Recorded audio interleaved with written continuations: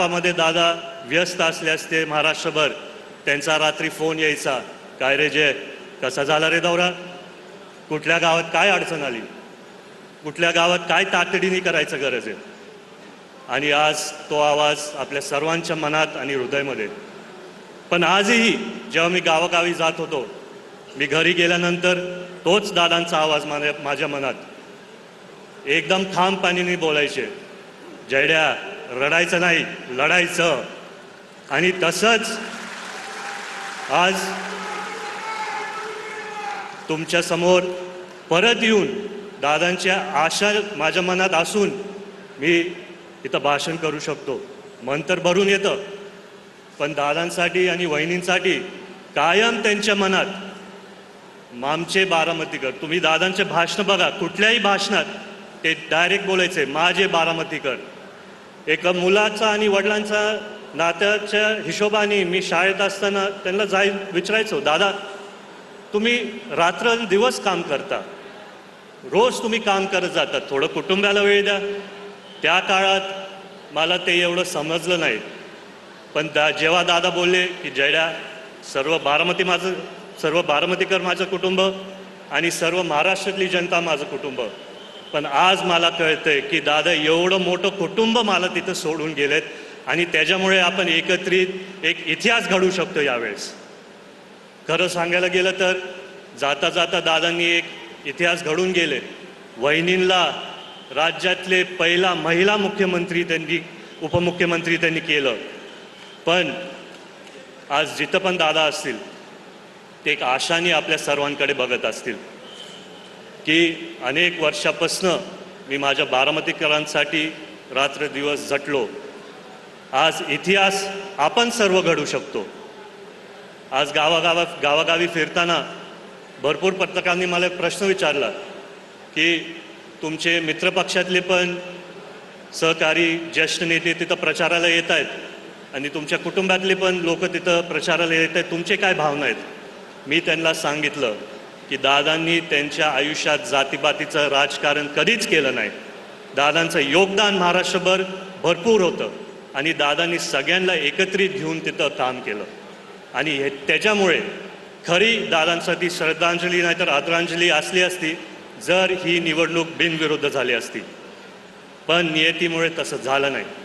आणि आज सगळेच मित्रपक्षातले कार्यकर्ते असतील, ज्येष्ठ नेते असतील, सर्वच बारामतीकर एकत्रित येऊन एक इतिहास घडवायला एकत्र येत आहेत. कारण आपल्याला या 23 तारखेला दादांचं नाव इतिहासात एका लेवलवरती जाऊन ठेवायचे जिथं आपण सर्व दादांना व वहिनींना 2,40,000 मतधिक्यांनी निवडूनच आणू शकतो.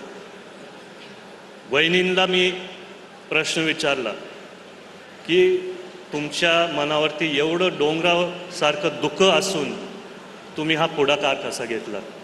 तेव्हा मला वहिनी बोलल्या की जय, दादांचं अपूर्ण स्वप्न पूर्ण करण्यासाठी मी हा निर्णय घेतला आहे. जो आधार दादा सगळ्या बारामतीकरांसाठी होते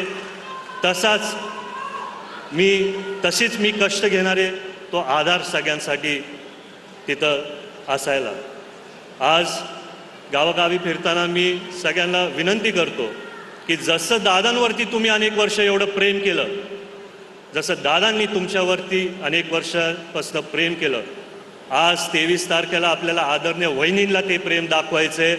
आणि आपण वहिनींना ते प्रेम दाखल्यावर ते त्याच तातडीने त्याच शक्तीने पुढे जाऊन ते काम करू शकतील.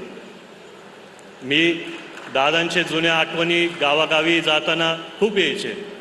दादांचं एक भाषण जिथं असेच भरभरीत सभेत कोणतरी दादांना बोललं, दादा आय लव्ह यू, आणि दादा बोलले पहिला बायकोला जाऊन लव्ह यू बोल. मग माझ्याकडे तिथं लक्ष गेलं. आणि मग परत काही दिवसानंतर दादा कागदपत्र वाचत होते आणि परत कोणतरी बोललं, दादा आय लव्ह यू. दादा हसून बोले आय लव्ह यू टू.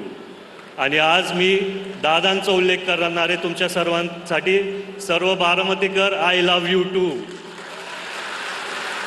मागच्या सभेत मी एक घोषणा केलेली शेवटी की बारामतीचं लेख अनुक्रमांक 1.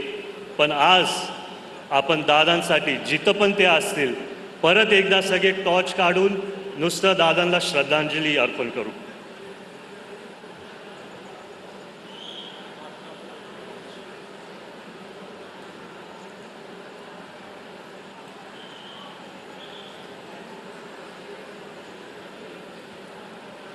एवढं प्रेम दादा जिथं पण असतील त्यांचं पण मन भरून येईल. आज आपण सर्व इथं आला, माझे 2 शब्द ऐकले.